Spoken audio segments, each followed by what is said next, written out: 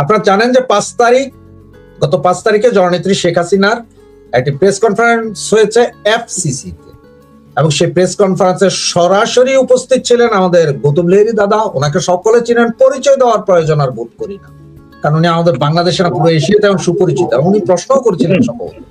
চলুন সরাসরি ওনার কাছে যাই, ওনার কাছ থেকে শুনবো। নমস্কার দাদা, কেমন আছেন? আছি মোটামুটি। দাদা, আমার প্রথম যে প্রশ্নটা, নেত্রী যখন আপনার FCC তে প্রোগ্রাম করবেন বলে বলেছিলেন, তখন আমাদের দেশের সরকার প্রধান থেকে শুরু করে বাকি আন্ডা বাচ্চা যা আছে সবাই বলছিল এটা AI জেনারেটেড কথাবার্তা বলবেন, এই করবেন সেই করবেন।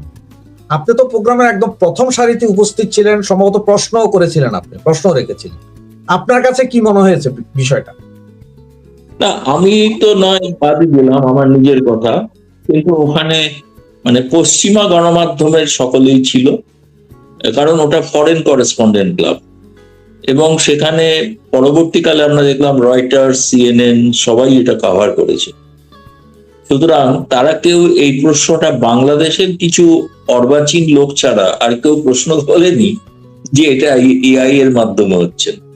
এবং বুঝলেও বুঝতে পারবেন যে যখন বাংলাদেশেরই এক মহিলা সাংবাদিক, যিনি যুক্তরাষ্ট্র থেকে এসেছিলেন এটা কভার করতে, শারমিন রহমান, তিনি প্রশ্ন করছিলেন ফিরে যাওয়ার প্রশ্নের ব্যাপারে, তো তখন সজীব ওয়াজেদ জয় বলছিলেন যে বোধহয় নেত্রী বোধহয় চলে গেছেন, তাহলে এখন প্রশ্ন উত্তরটা আমিই দিই। উনি বলেন না না, I am very much here, I want to answer this. কারণ AI তে এতটা ম্যানিপুলেট করে করাটা, এটা যারা করেন তারা জানেন আর কি, তারা বলতে পারবেন। কিন্তু কেউ ওখানে এই প্রশ্নটা তোলেনি, যারা উপস্থিত ছিল তারা সকলেই যে খুব শেখ হাসিনা বা আওয়ামী লীগের ভক্ত এমনও নয়।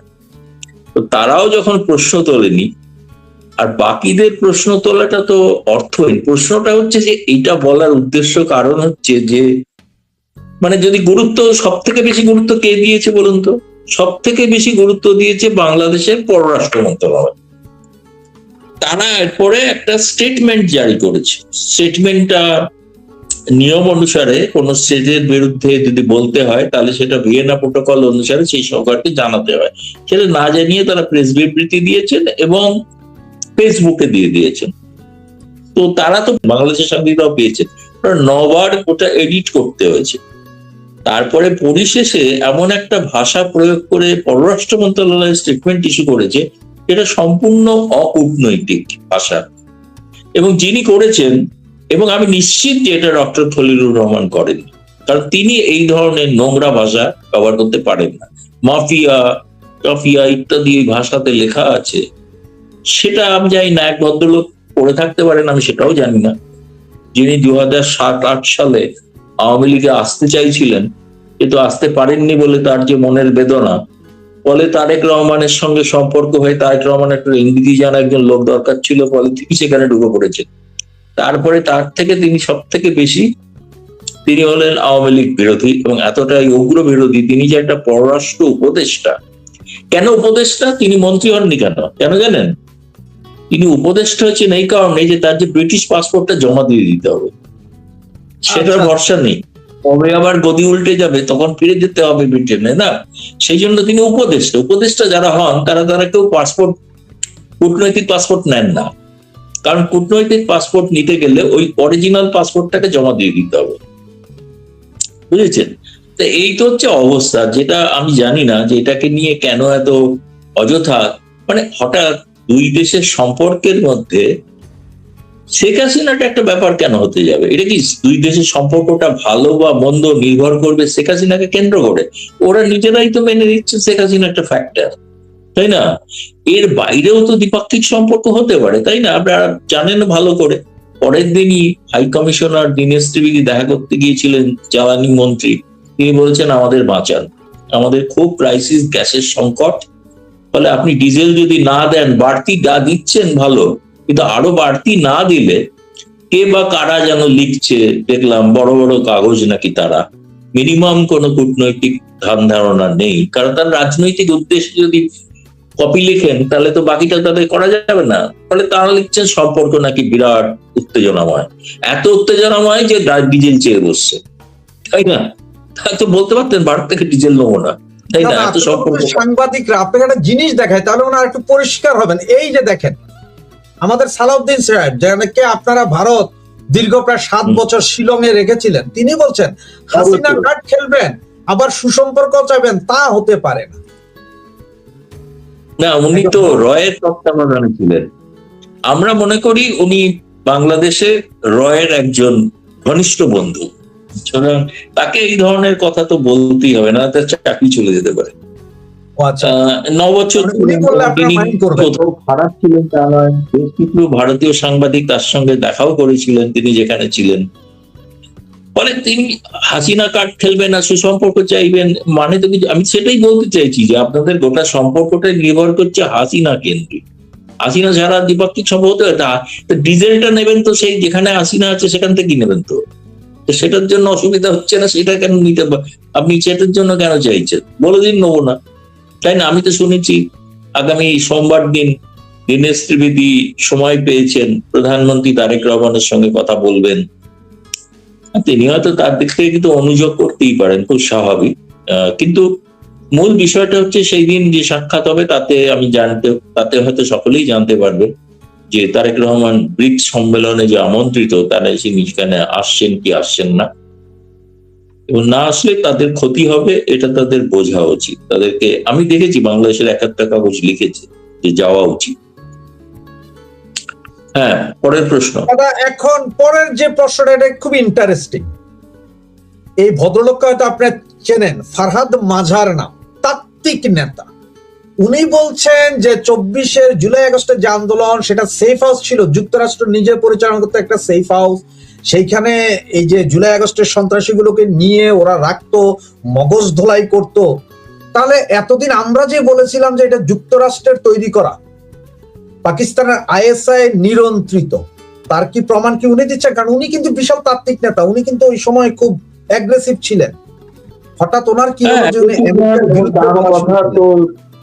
এবং তার অ্যাগ্রেসিভ ছিলেন, এবং তার কথা তো সেখানকার ছাত্ররা শুনতো, এবং তার স্ত্রী সম্ভবত ইউনুস সরকারের একজন উপদেষ্টাও হয়েছিলেন, মৎস্য ও প্রাণী সম্পদ মন্ত্রণালয়, যিনি ভারতে মাছ পাঠাতে খুব অসুবিধা হচ্ছিল তার, ভারতে ইলিশ মাছ পাঠাতে গিয়ে তাই নানা রকম প্রশ্ন তুলেছিলেন। তিনি আবার সংসদে মহিলা কোটারও বিরোধী, মহিলা হয়ে মহিলা কোটার বিরোধী, এ অদ্ভুত ধরনের আদর্শ। কিন্তু তার যে স্বামী, তিনি যার কথা বললে ফারহাদ মাজার, তিনি একজন তাত্ত্বিক নেতা। তিনি মার্ক্সবাদেও বিশ্বাস করতেন এক সময়, পরবর্তীকালে তিনি এমনই মার্ক্সবাদে বিশ্বাসী হলেন যে তিনি বঙ্গবন্ধুর যে ধর্মনিরপেক্ষতা যে সংবিধান, তার বিরুদ্ধে তার বই বেরোলো, এবং তিনি বলছিলেন অন্য একটা ইন্টারভিউতে তার বই নাকি হু হু করে কাটতি বেড়ে গিয়েছিল। ফলে তার থেকে বুঝতে পারছিলাম যে বাংলাদেশে একটা রেজিম চেঞ্জ হতে পারে। এবং তার কথা তিনি পরবর্তীকালে আমার মনে হয়েছে তিনি তো ইউনুসের অত্যন্ত ঘনিষ্ঠ, তিনি অতীত কিন্তু তার কিন্তু আমেরিকা থেকে, আমি জানি না কেন আমেরিকা বিরোধী এত কথা বলছেন, তিনি পড়াশোনা কিন্তু আমেরিকা থেকেই করেছেন, সেখান থেকেই ফিরে এসছেন। যারা এই ধরনের কথা বলছেন বা বিপ্লব করছেন বা করেছেন, অধিকাংশের ব্যাকগ্রাউন্ডই হচ্ছে আমেরিকা। তো এখন কোনো কারণে আমেরিকা তাকে আর প্রয়োজন মনে করছে না, কাজ হয়ে গেছে, মিটে গেছে, তাকে ছুঁড়ে ফেলে দিয়েছেন। ফলে তিনি সেই কারণে হয়তো ক্ষুব্ধ। এখন সেই জন্য যা সত্য জানতেন সেগুলো ধীরে ধীরে এখন প্রকাশ করে ফাঁস করে দিচ্ছেন। এটা তো সকলেই জানে যে এটা ডিপ স্টেটের খেলা ছিল, এবং মার্কিন দূতাবাস, অন্য কাউকে তো এবার বলার দরকার নেই। প্রথমত মোহাম্মদ ইউনুস বলেছিলেন এটা একটা মেটিকুলাস ডিজাইন, আর ফরহাদ মাজার এতদিন পর স্বীকার করলেন যে আমেরিকান দূতাবাস থেকেই সবটা কলকাঠি নাড়া হয়েছে। ভালো, তাহলে তো তারাই বলছেন যখন, তখন তো আর বোঝাই যাচ্ছে যে বিএনপি তো একটা উপলক্ষ মাত্র ছিল, তাই না? দাদা, আমার কিছু সূচিবায়ু আছে, আপনি সূচিবায়ুটা বুঝেন কিনা জানি না, মানে পরিস্থিতিটা যদি বুঝাই তাহলে হয়তো বুঝবেন। যেমন আমি আমার বিছনার চাদর প্রতিদিন চেঞ্জ করতে হয়, বালিশের কভার প্রতিদিন চেঞ্জ করতে হয়, শোয়ার আগে বিছনা আমাকে ঝাড়ু দিতে হবে যতই পরিষ্কার থাকে, সূচিবায়ুরও। তা এই জন্য সবকিছুতেই সন্দেহ প্রবণ। 5ই আগস্ট, আজ থেকে প্রায় মনে হয় 7-8 বছর আগে, আপনার কাশ্মীর থেকে 370 লাগু করেছিল, স্মরণ আছে নিশ্চয়ই, এটা আপনার দেশেরই, ভারত সরকার। 2024-এর 5ই আগস্ট আইএসআই আমেরিকা একজোট হয়ে আওয়ামী লীগ সরকারকে ফেলেছিল। আবার এই 5ই আগস্ট 2 বছর পরে শেখ হাসিনা ওই দিনই প্রেস কনফারেন্সে এসে সরাসরি প্রশ্নের উত্তর দেওয়া, কথা বলা, তিনটাকে যদি একই লাইনে মিলে কিছু কি মিলানো যাচ্ছে কি? কেন বারবার 5ই আগস্ট? কাকতালীয় নয়। প্রথম কথা হচ্ছে যে পাকিস্তান তো কখনোই তাদের এই দুঃখ তো ভোলেনি যে পাকিস্তান যেটা পশ্চিম এবং পূর্ব ছিল, পূর্বটা যে বিচ্ছিন্ন হয়ে একটা স্বাধীন রাষ্ট্র হবে, সেটা তো তারা চায়নি খুব স্বাভাবিকভাবে। দ্বিতীয়ত তাদেরও কাশ্মীরের প্রতি তো একটা আগ্রহ বা রয়েছে আর কি। ফলে সেই বিষয়টা নিয়ে ওই দিন যে 370 দ্বারা যেটা প্রত্যাহৃত হয়েছিল সেদিনটা কাঁপতে, একইভাবে ওই দিনটা আবার শেখ কামালের জন্মদিন। কারণ ওই দিন ফরেন প্রেস ক্লাবের অনুষ্ঠানের পরে শেখ হাসিনা তার শেখ কামালের জন্মদিন উপলক্ষে অন্য একটা প্রোগ্রামে গিয়েছিলেন। তো অনেক ক্ষেত্রে দিনটা খুবই গুরুত্বপূর্ণ, এ বিষয়ে কোনো সন্দেহ নেই। তো যেহেতু তিনি জানেন যে 5ই আগস্ট তার ওই সেখানে ওই গণভবনে জাদুঘর উদ্বোধন হবে, সেখানে আবার ইউনূসের আবির্ভাব ঘটবে, এবং সেখানে দুর্ভাগ্যজনকভাবে দুটো অনুষ্ঠানের তুলনা করলেই বোঝা যায় যে ফরেন প্রেস ক্লাবে সুশৃঙ্খল ভাবে এত সাংবাদিক উপস্থিত ছিলেন, সেই হলে জায়গা হয়নি। ফলে তারা তাদের প্রাঙ্গণে আলাদা টিভি বসিয়ে সেখানে বসার ব্যবস্থা করেছিলেন, যাতে যারা সরাসরি আসতে পারছেন না ভেতরে হলে, তারা বাইরে বসে যদি দেখতে পান, সেটাও তারা দেখেছেন। এতটাই সুশৃঙ্খল ছিল। আর যে অনুষ্ঠানটা আমরা দেখলাম, এখানে রাষ্ট্রপতিকে বলতে হচ্ছে যে আপনারা এরকম অসভ্যতা করবেন না, শৃঙ্খলা মেনে চলুন, সে ঠিক যেমন মানে যে ধরনের হট্টগোল হয়েছে, তাতে সমস্ত রাষ্ট্রদূতেরা, হাই কমিশনাররা ওই প্রাঙ্গণ ছেড়ে চলে যেতে বাধ্য হয়েছে। সেই ভিডিওটা সবাই দেখেছে। ফলে একটা টোটাল যে নৈরাজ্য মধ্যে এখনো বাংলাদেশ, তার একটা বড় প্রমাণ হচ্ছে সাকিব সেদিন ওই প্রোগ্রামে যোগ দিয়েছিল বলে তার বাড়ি ভাঙচুর করা হলো, শুধু এবং তার বাড়িও ভাঙচুর করা হয়েছে। হ্যাঁ বলছি তো। এখন যদিও সাকিব খুব চমৎকার রিয়াকশন দিয়েছে, সে বলছে আমি বাড়িটা আসলে ভেঙে নতুন করে তৈরি করতে চাইছিলাম, ভাঙারও তো একটা খরচ আছে, ফলে ওরা ভেঙে দিয়েছে, আমার খরচটা বাঁচিয়ে দিয়েছে, সেটা বলছে সাকিব। তো পরে এটাও বলেছে সে বাংলাদেশে ফিরতে চায়, সব বিচারের সম্মুখীন হতে চায়, কিন্তু তার নিরাপত্তা প্রয়োজন। আর নওফেলেরও চট্টগ্রামের বাড়িতে বারবার ওই বাড়িতে হামলা হয়, বারবার হয়, এবারও হয়েছে। কারণ ওই বাড়িটা হচ্ছে যে চট্টগ্রাম, যেখানে জামায়াত এবং এদের যে জমায়েত, সেই জায়গায় একটা বাতিঘরের মতো, মুক্তিযুদ্ধের আদর্শের বাতিঘর মতো ওই বাড়িটা কাজ করে। ফলে সেটা তো একটা আদর্শগত লড়াই, সেই কারণে নওফেলের বাড়ি আক্রান্ত হয়েছে, জ্বালিয়ে দেওয়া হয়েছে। এবং এটা প্রমাণ করে যে সেই যে ইউনূসের সময় যে মব কালচার, যেটার নিন্দা বিএনপিও করতো, আজকে কিন্তু দেখা যাচ্ছে সেই মব কালচারটা অব্যাহত। শিল্পপতিদের ওপর চাঁদাবাজি অব্যাহত। তাদের যদি তারা চাঁদা না দেন, তাদের কারখানা, শিল্প সংস্থা তাদের খুলতে দেওয়া হবে না, কাজ করতে দেওয়া হবে না। আমি নাম বলছি না, কিন্তু আমি নিজে ব্যক্তিগতভাবে জানি এই সমস্ত শিল্পগোষ্ঠীর ওপরে কি ধরনের হামলা চলছে।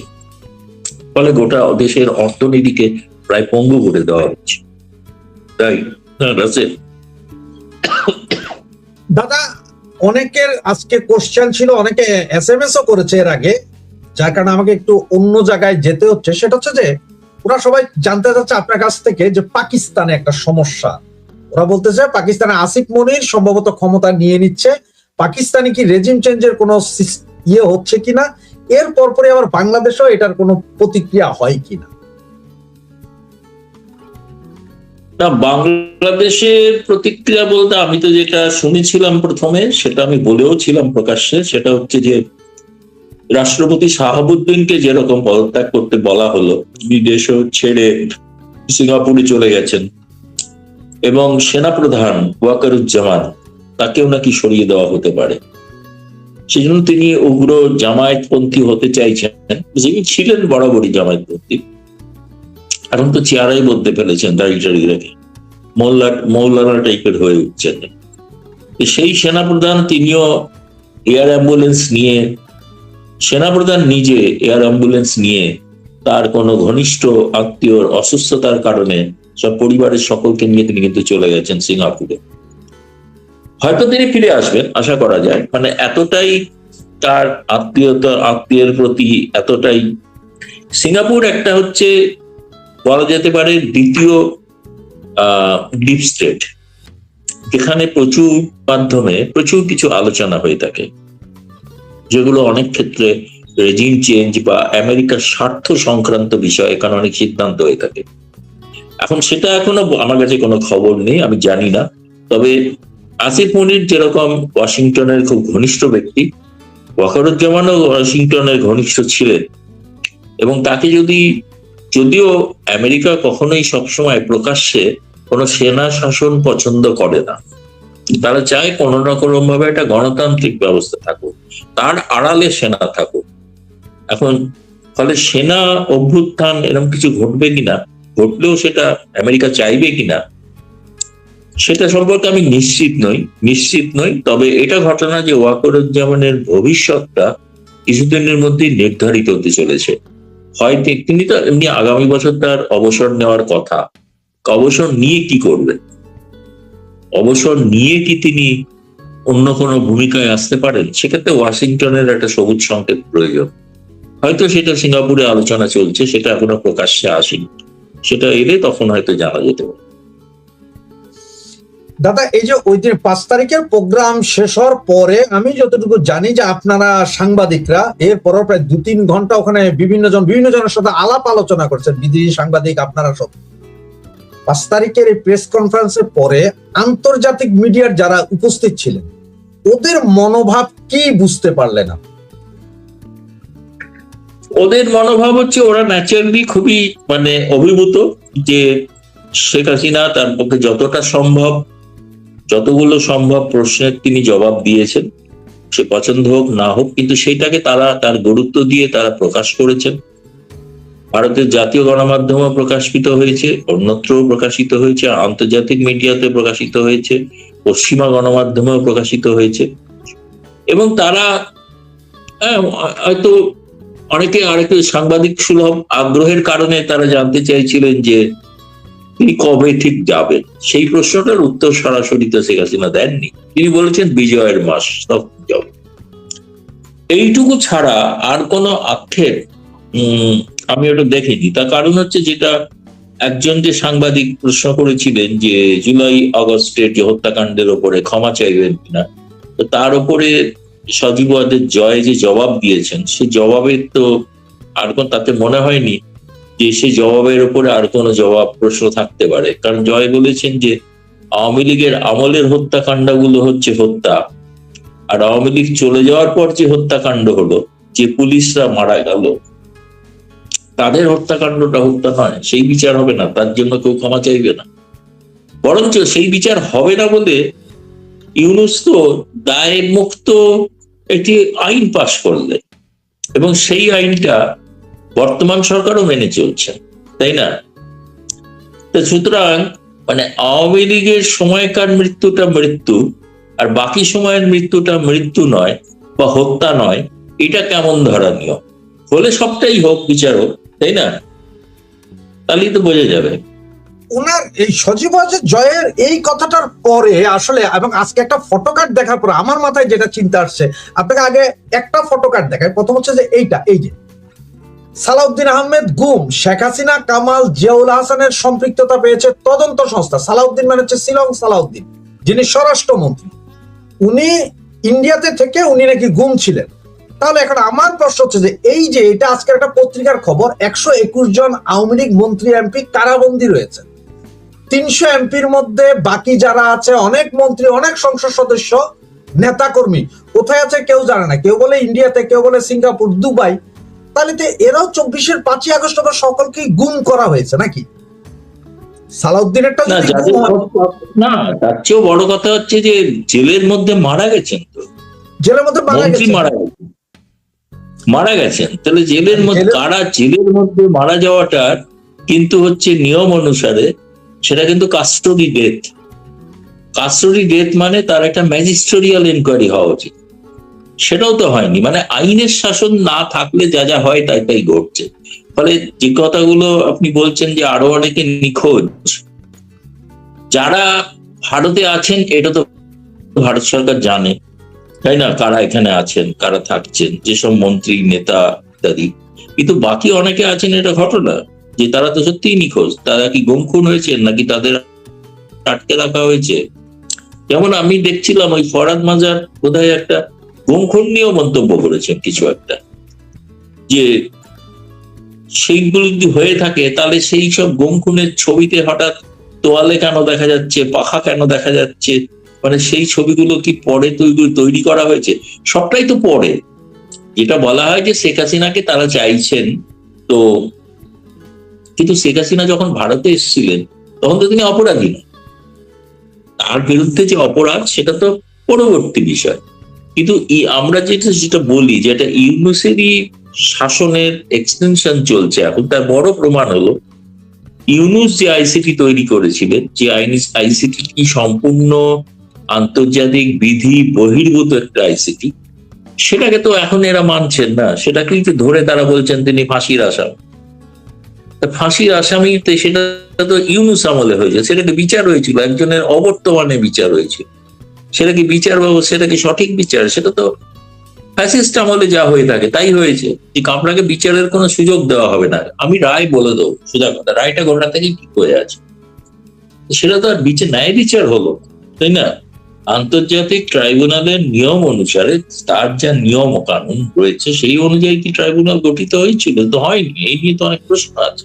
কিন্তু দেখা যাচ্ছে বিএনপি সরকার সেটাকেই মানছেন, সেটাকেই বলে যাচ্ছেন, তাই না? হ্যাঁ, রাশেদ ভাই। দাদা, এই যে আরেকটা জিনিস, এটা একটু ইন্টারন্যাশনালি, যে সৌদি আরব একটা করেছে, টাই আপ করেছে, বাংলাদেশ সহ অনেক 19টা দেশ জয়েন করেছে। আজকে কিন্তু ইরান অলরেডি সরাসরি হুমকি দিয়েছে যে টাই আপের ব্যাপারটা, যে এটা ওরা অন্যভাবে দেখছে। বাংলাদেশের উপরে কি কোনো ইম্প্যাক্ট আসতে পারে? না, বাংলাদেশের যে সমস্ত জাহাজে বাংলাদেশের পণ্য আসার কথা হরমুজ প্রণালী দিয়ে, সেগুলো ইরান অনুমতি দেবে না, বা জোর করে পাঠানোর চেষ্টা হলে সেগুলোকে ইরান ধ্বংস করে দিতে পারে। ফলে বাংলাদেশ ক্ষতিগ্রস্ত হবে। এরকম একটা মানে যে সামরিক জোটে, একটা মানে যে সামরিক জোটটার জাতিসংঘের অধীনে নয়, সেই ধরনের সামরিক জোটে অংশগ্রহণ করাটা, এটা বাংলাদেশ আমার মতো একটা বড় ধরনের ঝুঁকি নিয়েছে। মানে যারা মুখে এত কথা বলেন তারা নাকি ফিলিস্তিনের পক্ষে, কিন্তু এটা তো ইসরায়েলের পক্ষে চলে যাওয়া হলো। তাহলে বাংলাদেশ কি শিবির পরিবর্তন করছে? বাংলাদেশ কি এখন ইসরায়েলের পক্ষে যাচ্ছে? সেটা একটা বিষয়, কিন্তু এটা ভাবার বিষয় আছে। বাংলাদেশ তার কিন্তু পররাষ্ট্র নীতি পরিবর্তন করছে, তার সমস্ত ইঙ্গিত পাওয়া যাচ্ছে। কেবল ভারত বিরোধিতা নয়, সে আন্তর্জাতিক ক্ষেত্র যে ধরনের সামরিক জোটে, আগে কিন্তু কোনো সামরিক জোটে সামিল হতো না বাংলাদেশ। শেখ হাসিনার সময় শেখ হাসিনা কিন্তু কোয়াডে যুক্ত হতে চাননি, যদিও কোয়াড কোনো সামরিক জোট নয় তা সত্ত্বেও। কিন্তু পরবর্তীকালে এখন আমরা দেখছি যে বাংলাদেশ কিন্তু সামরিক জোটে ঢুকছে, এবং যে সামরিক, তারপরে বাংলাদেশের যে সার্বভৌমত্ব, সেটা তো অন্য দেশের কাছে তারা তাহলে বিক্রি করে দিচ্ছেন, অথচ অভিযোগ করতেন শেখ হাসিনার ব্যাপারে। এটাতে বাংলাদেশের জন্য আমার মনে হয় খুবই একটা বিপদ সংকেত। এটা বাংলাদেশকে কোন জায়গায় নিয়ে যাবে আমি জানি না। মরিয়া হয়ে তারা কোনোভাবে নিজেদের সরকার টেকানোর নাম করে যেটা করতে চলেছেন অগণতান্ত্রিক পথে, এটা বাংলাদেশের পক্ষে সঠিক কোনো আমি ভবিষ্যৎ দেখছি না আর কি। এটা খুবই চিন্তার বিষয় হয়ে দাঁড়াবে, কোনো সন্দেহ। দাদা, আমরা একটা কথা বলি যে শকুন যত উপরে উঠবে উঠুক, তার চোখ নাকি একদম নিচে থাকে যে কি হচ্ছে ঘটনা। তো আমরা সাংবাদিকদের বলি যে সাংবাদিকরা যেভাবেই কথা বলুক বা বসে থাকুক, ওনাদের কনসেন্ট্রেশন বা চোখ থাকে যে সামনের ব্যক্তিটি কিভাবে কথা বলছেন, মানে তার খুঁটিনাটি বিষয়গুলো ধরার জন্য। 5 তারিখের এই প্রোগ্রামে নেত্রী যেভাবে কথা বলেছেন বা যা কিছু বলেছেন, কনফিডেন্স লেভেল বা উনি দেশে ফিরে আসার যে আকাঙ্ক্ষা, আপনারা কতটুকু দেখলেন? না, সেটা তো তিনি সুদৃঢ়ভাবেই বলেছেন। তিনি তো বলেছেন তিনি রাজনীতি করার জন্য যাচ্ছেন না, যেটা বলা হচ্ছে যে তাকে রাজনীতি করতে দেওয়া হয়েছে। তিনি তো রাজনীতির কথা বলেননি, তিনি বলেছেন মানুষ দুঃখে আছে, কষ্টে আছে, তার পাশে আমি থাকতে চাই। আমি প্রধানমন্ত্রী হওয়ার জন্য যাচ্ছি না, বা কালকে গিয়েই তারেক রহমান সরকারকে উৎখাত করে নতুন নির্বাচন করে ক্ষমতায় যাবো, সে কথাও বলে। উনি বলছেন আমি যাচ্ছি মানুষের পাশে, আমার অনেক দিন হয়ে গেছে, 2 বছরের উপর, আমার দেশের মানুষ আমায় চাইছে, ফলে আমাকে সেখানে যাওয়া উচিত। এবার আমার প্রশ্নটা হচ্ছে, ধরুন শেখ হাসিনা সেখানে যদি গেলই শেষ পর্যন্ত, তাহলে তার বন্দি প্রত্যার্পণের দরকার পড়ছে না, তারা তো তাকে পেয়াচ্ছেনি সেখানে। তো সেই অনুসারে তারা ব্যবস্থা যা যা নেওয়ার নেবেন, তো সেটার জন্য তিনি তো প্রস্তুত আছেন, তাই না? এখন সেটা যদি তারা ভাবছেন যে এখানে বসে এটা করছেন, সেরকম কিছু নয়, এটা রাজনীতি করছেন, রাজনীতির কথা তো উনি বলেন এটা। আর মত প্রকাশের স্বাধীনতা তো ভারতে আছে, তাই না? আমরা তো কাউকে বলতে পারি না, যে সাংবাদিকদেরও বলতে পারি না, তাহলে আমরা সাংবাদিকরাই সরকারের বিরুদ্ধে বলতাম। যদি ফরেন কারেন্সি ক্লাবকে যদি নিষেধ করা হতো, এটা করতে পারবেন না, তাহলে তো আমরাই সোচ্চার হয়ে সেদিন রাজপথে থাকতাম। শেখ হাসিনার জন্য নয়, আমাদের সাংবাদিক স্বাধীনতায় হস্তক্ষেপ করার জন্য। আর শেখ হাসিনা এখানে একজন অতিথি, তাকে কি করে বলা হবে যে তিনি কি বলবেন, আর কি তার স্ক্রিপ্ট, সেটাও কি ভারত সরকার তৈরি করে দেবে, নাকি বিএনপি তৈরি করা স্ক্রিপ্ট নিয়ে তিনি কি রাষ্ট্রপতি যেভাবে ভাষণ দেন সেভাবে কি ভাষণ দেবেন নাকি? তিনি তার যে মত প্রকাশের অধিকার, তিনি সেটা মত প্রকাশ করবেন। তা সে মত প্রকাশে কেউ খুশি হতে পারেন, কেউ অখুশি হতে পারেন, সেটা দেখার তো ভারতের কাজ হয় না। ভারতের বক্তব্য হচ্ছে এখানে তিনি আওয়ামী লীগের নামে কোনো সাইনবোর্ড খুলে, কোনো অফিস খুলে কোনো রাজনৈতিক আন্দোলন, প্রতিবাদ এসব করতে পারবেন। কিন্তু তার তো ব্যক্তি স্বাধীনতা আছে, সেই ব্যক্তি স্বাধীনতা অনুসারে তিনি যা করার করছেন। এটাকে রাজনৈতিক দৃষ্টিতে দেখাটাই আমার মনে হচ্ছে ভুল হচ্ছে। আর গোটা বিষয়টাকে শেখ হাসিনা কেন্দ্রিক করে ফেলছেন, যে শেখ হাসিনার নাকি কোনো গুরুত্ব নেই, শেখ হাসিনার নাকি ইররেলিভেন্ট, এখানে কেউ নাকি বাংলাদেশে চায় না। তারা মাথা কামাচ্ছেন কেন? ঠিক আছে, না কিন্তু চায় না, কেউ ইররেলিভেন্ট। আপনি তাকে নিয়ে তো সকাল সন্ধ্যে ভেবেই চলেছেন। যতটা না মানে আওয়ামী লীগ ভাবছে, আওয়ামী লীগের কিছু কিছু একটা ব্যাপার বলে রাখা ভালো, এই প্রসঙ্গে সুযোগ এলো বলে। আওয়ামী লীগের কিন্তু সেই সময়ের যে ঘটনা 2024, তাতে অনেকেরই সন্দেহ যে কিছু আওয়ামী লীগের লোক তারা হয়তো ষড়যন্ত্রের শিকার হয়েছেন, এবং তারা একটা ষড়যন্ত্রকারী রোল প্লে করেছেন। কারা নিশ্চিত নয়, ভবিষ্যতে শেখ হাসিনা কোনোদিন একদিন তদন্ত করে বের করবে কারা তারা। কিন্তু আমি আর একটা জিনিস লক্ষ্য করেছি, এটা আমার বলতে আমার খারাপ লাগছে, তবুও আমি বলতে বাধ্য হচ্ছি। এখনো কিন্তু সেই ধরনের কিছু লোক আছে যারা আওয়ামী লীগের নাম করে বিভ্রান্তি ছড়াচ্ছেন এবং বিরূপ প্রচার করছেন, এমনকি বহু তথ্য বিরোধীদের হাতে তুলে দিচ্ছেন। এদের সম্পর্কে আওয়ামী লীগ নেতৃত্ব তখনও যেমন সতর্ক ছিলেন না কিছুটা, আজও তেমনি অনেকটা সতর্ক নন। কারণ শেখ হাসিনার সঙ্গে কারা দেখা করছেন, কারা কথা বলছেন, সেই তালিকা মানে আমি এত ঘনিষ্ঠ হওয়া সত্ত্বেও আমি জানি না। কিন্তু আমি দেখছি বাংলাদেশের একটা বিশেষ দলের মুখপাত্র প্রায় কার্যত সংবাদপত্রের নামে, তাতে সমস্ত বিশদ বেরিয়ে যাচ্ছে। এবং বেরোচ্ছে মানে কি, সেটা কেউ তো এখান থেকে ভেতর থেকেই দিচ্ছে, তাই না? তার মানে আওয়ামী লীগের মধ্যেও একটা সোর্সের মধ্যে ভূত আছে, সেটা এখনো কিন্তু আইডেন্টিফাই করার প্রয়োজন আছে, তা নাহলে কিন্তু বিপদ আরো হতে পারে। সতর্ক হওয়া দরকার, এটা কারা, এটা চিহ্নিত করা দরকার। কারণ কারা দেখা করবেন এই তালিকাটা শেখ হাসিনা তৈরি করে, এবং শেখ হাসিনা সেই তালিকাটা ভারতীয় নিরাপত্তা এজেন্সির হাতে দেন, বা আরো কারুর কাছে দেন। এরকম যারা তালিকা পান তাদেরই কেউ কি এটা ফাঁস করে দিচ্ছেন। এটা আমার মানে আজকের পর থেকে এটা মাথায় ঢুকেছে, এবং আমি বেশ চিন্তিত। এবং আমার মনে হচ্ছে শেখ হাসিনার নিরাপত্তা ব্যবস্থা আরো জোরদার করা প্রয়োজন আছে। তিনি ঘন ঘন যাকে যাতে দেখা না যায় সেরকম হওয়াটাই বাঞ্ছনীয়। কোন একটা কত ষড়যন্ত্র দানা বাঁধছে, সেটা দেখে আমি কিন্তু খুব আতঙ্ক।